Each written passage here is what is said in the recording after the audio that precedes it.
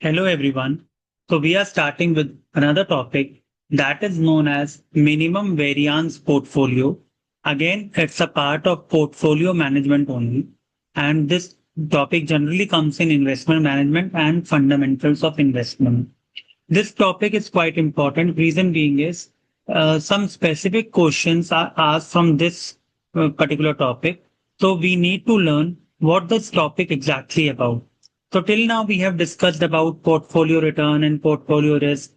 So what is this minimum variance portfolio? As we know कि हम we have different kinds of investor.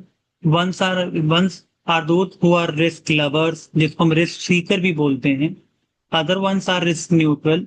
And the third category comes as risk averse. Risk averse investor कौन से होते हैं जो generally risk को avoid करते हैं और जिन जो रिस्क लेना पसंद नहीं करते अपने इन्वेस्टमेंट में या अपने पोर्टफोलियो में, तो वो इन्वेस्टर जनरली लुकआउट करते हैं ऐसे पोर्टफोलियोज या ऐसी सिक्योरिटीज जिसमें उनका रिस्क जो हो मिनिमम हो. हम जनरली जो रिस्क है तो होता है उसको स्टैंडर्ड डेविएशन से मेजर करते हैं. तो वेरिएंस हमें क्या बताता है? Total risk, because standard deviation का स्क्वायर ही क्या होता है? वेरिएंस. तो you can see minimum variance portfolio में क्या है? A risk averse investor always likes to reduce their risk and therefore is interested in knowing the minimum variance portfolio. Minimum variance portfolio का मतलब क्या है? फॉर एग्जांपल मेरे portfolio में दो सिक्योरिटीज हैं, तो मैं इन दो सिक्योरिटीज में से कितना पैसा कौन सी सिक्योरिटी में इन्वेस्ट करूं कि जो मेरा वेरिएंस है, जो मेरा रिस्क है, वो क्या हो? मिनिमम हो. ठीक है. इसमें दो सिक्योरिटी, तीन सिक्योरिटी, चार सिक्योरिटीज भी होता है, बट जनरली जो हमारे एजुकेशनल पॉइंट ऑफ व्यू होता है और जो ग्रेजुएशन और पोस्ट ग्रेजुएशन फॉर्म होता है उसमें जनरली जो क्वेश्चन आता है वो टू सिक्योरिटीज का आता है. ठीक है. तो हम इसको कैलकुलेट कैसे करते हैं? To calculate the minimum variance portfolio we use the following steps. First of all we will differentiate the portfolios. ठीक है. With respect to the weight of the security. जो हमारी फर्स्ट सिक्योरिटी है, सेकंड सिक्योरिटी है, हम अपने portfolios को उसमें क्या करते हैं? डिफरेंशिएट करते हैं. Put it equal to zero. Generally what happens is, अगर मैं आपको इसको सिंपल तरीके बताऊं कि भाई हम लोग क्या करते हैं कि हमें वेट्स चूज करने पड़ते हैं या फाइंड करने पड़ते हैं कि कितना पैसा हमें कौन सी सिक्योरिटी में लगाना है. तो उसके लिए हमारे पास ये फॉर्मुलेज होते हैं. ठीक है. तो जनरली हम लोग जैसे दो सिक्योरिटी है तो हम हमेशा फर्स्ट सिक्योरिटी को से ही निकालते हैं कि कितना पैसा हमें फर्स्ट सिक्योरिटी में पुट करना और कितना सेकंड में. तो कई बार ऐसा होता है कि अब मान लीजिए दो सिक्योरिटीज हैं, तो यहाँ पर लिखा हुआ है, देखिए डब्ल्यू मिन ए.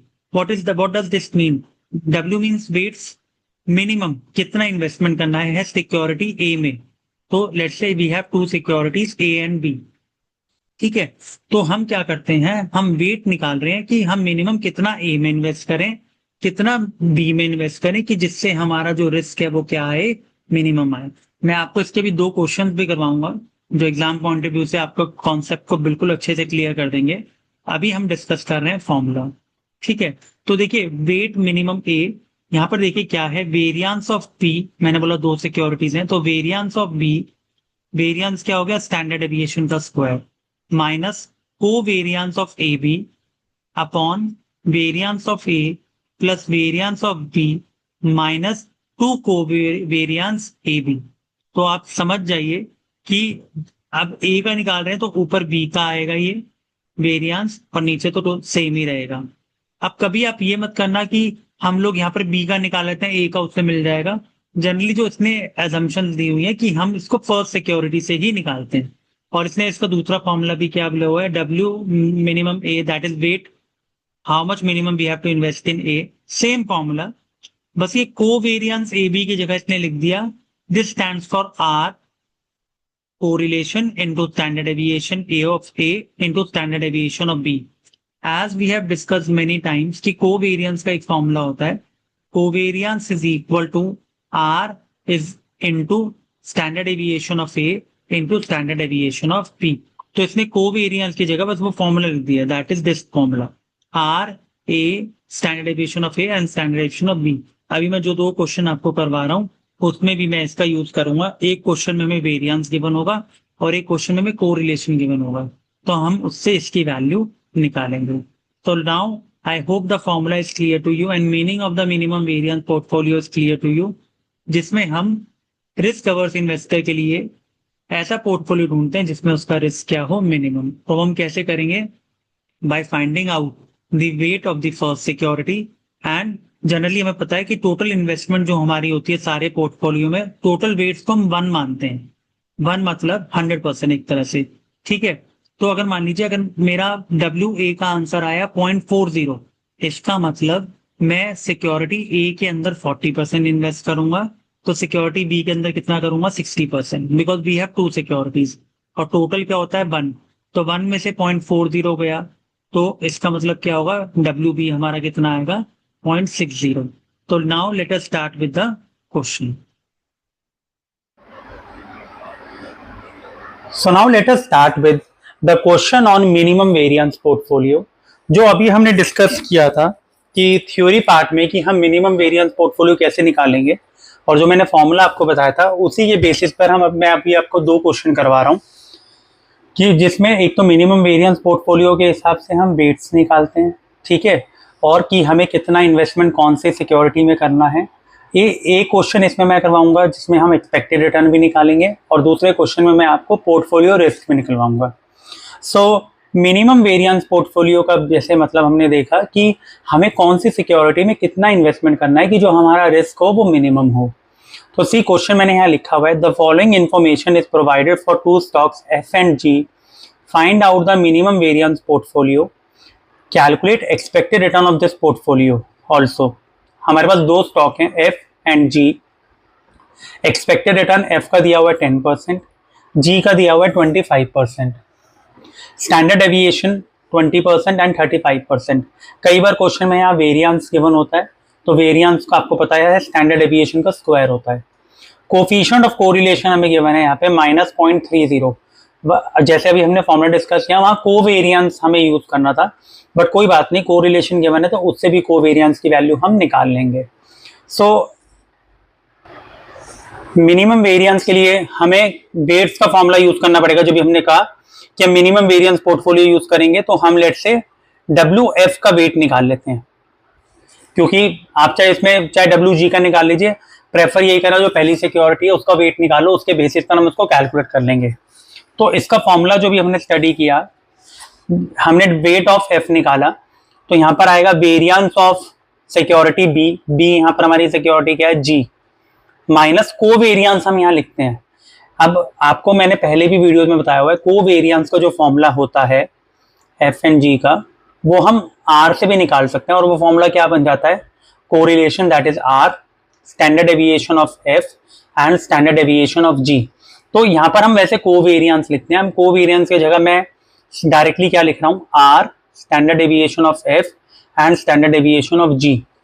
अगर कोवेरिएंस डायरेक्टली गिवन होता तो हम यहाँ कोवेरिएंस लिख देते, अदरवाइज कोवेरिएंस का फॉर्मूला यही है, ठीक है। फिर आएगा variance of F plus variance of G, variance mean standard deviation का स्क्वायर, माइनस अगेन 2 कोवेरिएंस आता है यहाँ पे फॉर्मूले में, तो हम यहाँ 2 या तो कोवेरिएंस लिख दीजिए या आप यही कॉपी कर दीजिए R, standard deviation of F and standard deviation of G। तो इस तरीके से हम इसको कर सकते हैं, ठीक है। फॉर्मुलेज में अभी हमने देखा कोवेरिएंस लिखा होता है, कोवेरिएंस का फॉर्मूला अगर R की टर्म्स में गिवन होता है तो हम ऐसे निकाल लेते हैं।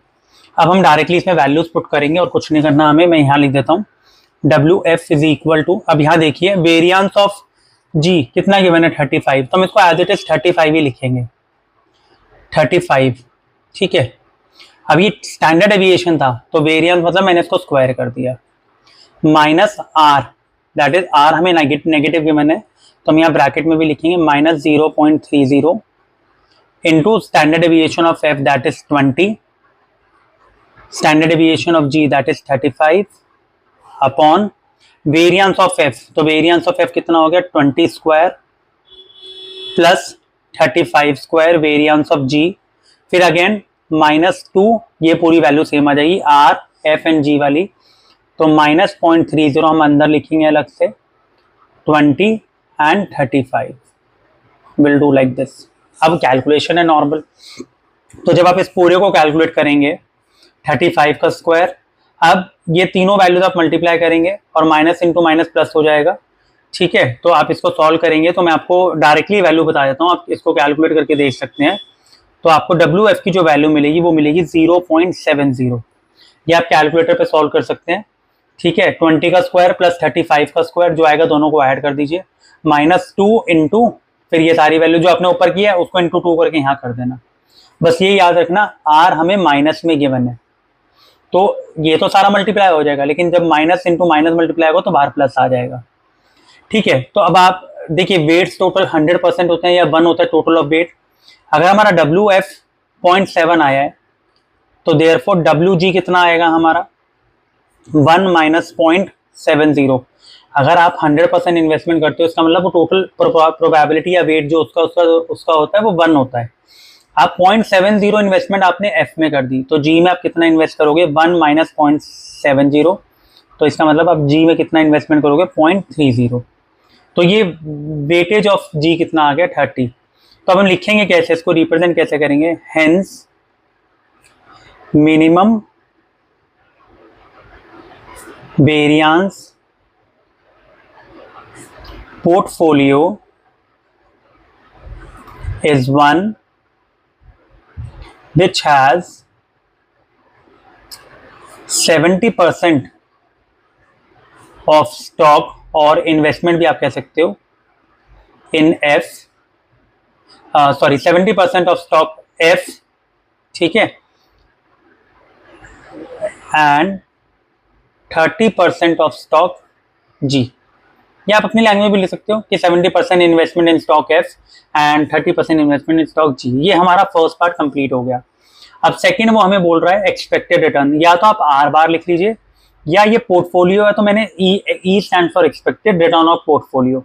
तो इसका फॉर्मूला आपको पता ही है दोनों की वेट्स और दोनों की एक्सपेक्टेड रिटर्न को मल्टीप्लाई करना है।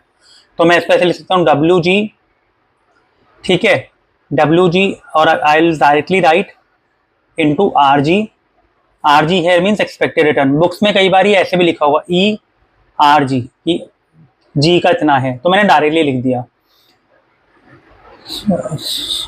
पहले मैंने G का लिख दिया, आप यहाँ पर F का लिख लेना, पहली सिक्योरिटी हमारी F है, सॉरी, ठीक है। और सेकंड वाली कौन सी हो जाएगी WG ठीक है। या अगर आप पहले G लिख रहे हो फिर F लिख रहे हो, बात एक ही है, मल्टीप्लाई तो आपको करना ही पड़ेगा, बट आप पहले प्रेफरेंस ये देना फर्स्ट सिक्योरिटी F है। तो how much is the WF 0.70 into return of F that is 10 plus 0.30 WG into RG is 25। इसको आप सॉल्व करेंगे तो आपको आंसर आएगा 14.50। ये हमारा क्या आ गया एक्सपेक्टेड रिटर्न ऑफ पोर्टफोलियो। तो दोनों पार्ट हमने इसमें सॉल्व कर लिए हैं। आई होप ये कॉन्सेप्ट आपको क्लियर हो गया होगा। मेन इसमें ये फॉर्मूला है, बाकी कैलकुलेशन सिंपल है। इस वाले क्वेश्चन में हमें कोवेरिएंस की डायरेक्टली वैल्यू गिवन नहीं थी तो हमने ये वाला फॉर्मूला यूज किया। तो आप फॉर्मूले प्लीज एक तरफ उतारते रहना जब आप ये चैप्टर कर रहे हो, उससे आपको लास्ट में काफी ईजी हो जाएगा। So now let us discuss with second question. So see this is question number 2। This is also simple, बस इसमें हमें रिस्क निकालना है, एक्सपेक्टेड रिटर्न के बारे में वो नहीं बोल रहा। तो अब हमने वहां पढ़ा मिनिमम वेरिएंस क्या होगा, तो क्वेश्चन देखिए सेम ही है। You are given the following information about two stocks that is A and B, stock A stock B, expected return 15% 12%, variance given है, अब स्टैंडर्ड डेविएशन गिवन नहीं है, थोड़ा ध्यान रखिएगा, that is 13 and 12 in square percentage मतलब variance, क्योंकि standard deviation के स्क्वायर को ही हम वेरिएंस बोलते हैं। कोवेरिएंस बिटवीन द स्टॉक, हमें यहाँ कोवेरिएंस डायरेक्टली गिवन है। Calculate the optimal weights of individual investment, तो सेम आ गया कि वेट्स निकालो such that variance of portfolio is minimum. So variance of the portfolio हमारा क्या है मिनिमम है। और मैं आपकी कन्वीनियंस के लिए देखो एक्सपेक्टेड रिटर्न अभी हमने निकाला ही था, तो मैं इसमें आपको रिस्क भी कैलकुलेट करके दिखाऊंगा, ठीक है। सो सबसे पहले अगेन हम लोग वही फॉर्मूला लगाएंगे जो हमने वहां लगाया, that is WA is equal to, अब यहाँ पर इन फर्स्ट सिक्योरिटी कौन सी है A, वहां पर F थी तो हमने F लिखा था, तो variance of B minus covariance AB, मैंने वहां R into standard deviation of F standard deviation of G किया था पिछले क्वेश्चन में, क्योंकि वहां कोवेरिएंस डायरेक्टली गिवन नहीं था तो मैंने यहाँ अब डायरेक्टली लिख दिया। फिर क्या था variance of A plus variance of B minus 2 covariance A B. और अगर कोरिलेशन की टर्म्स में होगा तो हम लास्ट वाला क्वेश्चन जैसे था वैसे ही होगा। अब you can say what is the variance, यहाँ हमें वेरियंस डायरेक्टली गिवन है 12 minus covariance is how much 3 upon variance of A 13। हमें स्क्वायर करने की जरूरत ही नहीं बिकॉज वेरियंस मतलब ऑलरेडी स्क्वायर है, वो स्टैंडर्ड डेविएशन का स्क्वायर ही हमारा क्या होता है वेरियंस। ठीक है, 12 माइनस 2 कोवेरियंस, तो 2 कोवेरियंस इट मीन्स 2 इंटू 3, तो ये हमारा आ गया 9 अपॉन 19। तो हमारा आंसर कितना आया 0.47। ये हमारा आया weights of A. Therefore what will be the weight of B then 1 minus 0.47, तो इट वुड बी 0.53। तो ये हमारे वेट्स निकल गए। अब लेट्स से मैं आपको इसके अंदर return and risk of portfolio दोनों बता देता हूँ, कभी फुल फ्लैश क्वेश्चन आ जाए। तो अब हम सेकेंड पार्ट निकालते हैं, एक्सपेक्टेड रिटर्न ऑफ पोर्टफोलियो। तो फॉर्मूला आपको पता है WA into RA WB into RB, very simple. तो what is WA 0.47 into expected return 15 plus WB 0.53 ये रहा इंटू एक्सपेक्टेड रिटर्न 12। इसको आप मल्टीप्लाई कीजिए, आप कीजिए multiply if you are watching the video.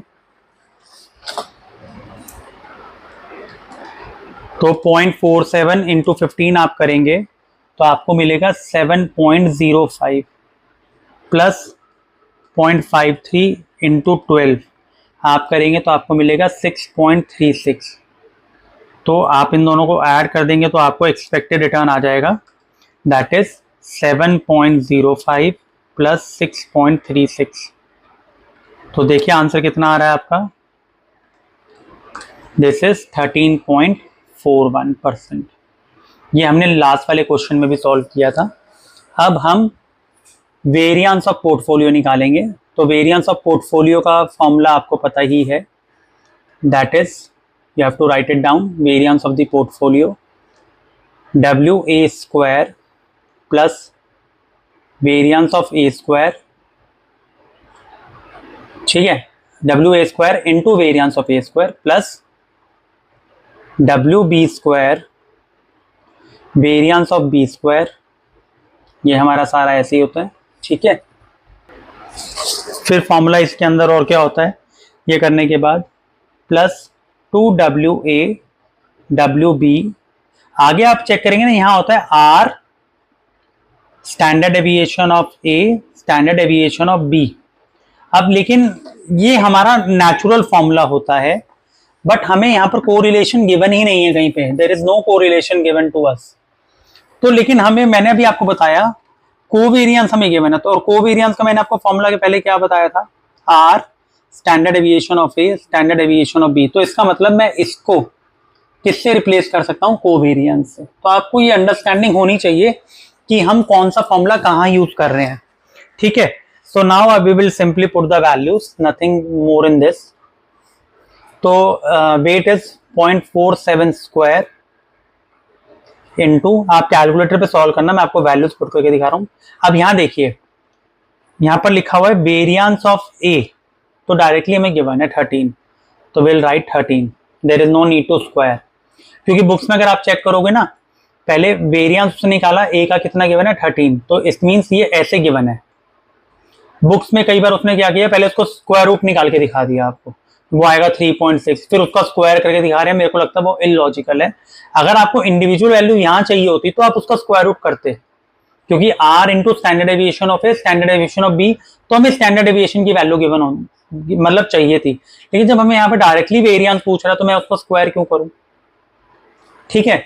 Plus WB that is 0.53 square, variance of B हमें directly given है दैट इज 12, तो सॉरी इंटू 12, हमें कोई इसको स्क्वायर करने की जरूरत नहीं है। 2 इंटू 0.47 इंटू 0.53। अब देखिए R standard deviation of A standard deviation of B, इसकी जगह डायरेक्टली मैं कितना पुट कर दूंगा, that is 3। I will put here 3.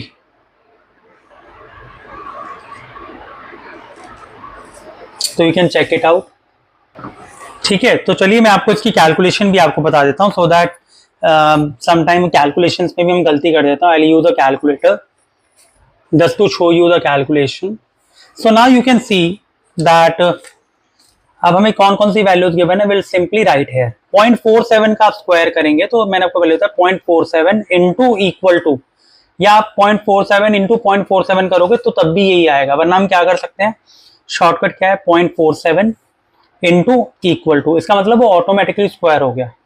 तो 0.2209 इंटू 13, फिर 0.53, कुछ लोग कैसे करते हैं 0.53 इंटू 0.53, तो ये आ रहा है ना 2.2809, वरना शॉर्टकट क्या है 0.53 इंटू इक्वल टू, तो देखिए ये आ रहा है 0.2809. अगर आपको ये ट्रिक पता थी तो वेल एंड गुड है, अगर आपको नहीं पता थी तो प्लीज आप कमेंट बॉक्स में लिखना that you like this trick और you have understood this, because इससे फिर मैं आपको और शॉर्टकट ट्रिक्स बताऊंगा कैलकुलेटर्स पे.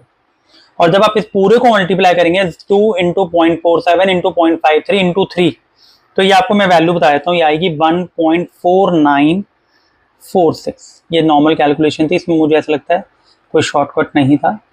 अब जब आप इसको सॉल्व करेंगे तो अब आप यहाँ पर चेक कीजिए, अब हम मल्टीप्लाई करते हैं 0.2209 into how much is there 13, तो ये आएगा 2.8717 प्लस 0.2809 इंटू 12, तो ये आएगा 3.3708 प्लस ये तो एज इट इज आएगा 1.4946. तो ये हमारी कैलकुलेशन मैंने आपको बता दी. तो let me right it here. अब जब let me put it here, जब हम इसका पूरे का कर रहे हैं, ऐड कर रहे हैं, तो हमें वैल्यू मिल रही है 7.7371. इन सबको ऐड करोगे तो हमारा रिस्क ऑफ द पोर्टफोलियो कितना आ जाएगा, इसका स्क्वायर रूट अगर आप निकालेंगे तो इट विल कम एज 2.78%. आप चेक कर लेना, कई बार हो सकता है 7371 की जगह आपका 7.7369 आ रहा है या 70 आ रहा है, वो राउंड ऑफ में कई बार हो जाता है. तो ये वाला जो कॉन्सेप्ट था ये पूरा मैंने आपको एक्सप्लेन किया मिनिमम वेरिएंस पोर्टफोलियो का, और इसमें जितना भी पार्ट पॉसिबल क्वेश्चंस थे वो हमने डिस्कस कर लिए हैं. अगर आपको वीडियो अच्छा लगा तो प्लीज आप कमेंट में लिखना दैट यू हैव अंडरस्टूड, और मे बी आप कौन सी यूनिवर्सिटी के स्टूडेंट हैं ताकि हम उस यूनिवर्सिटी का और कंटेंट डाल सकें. Thank you so much. Please share with your friends.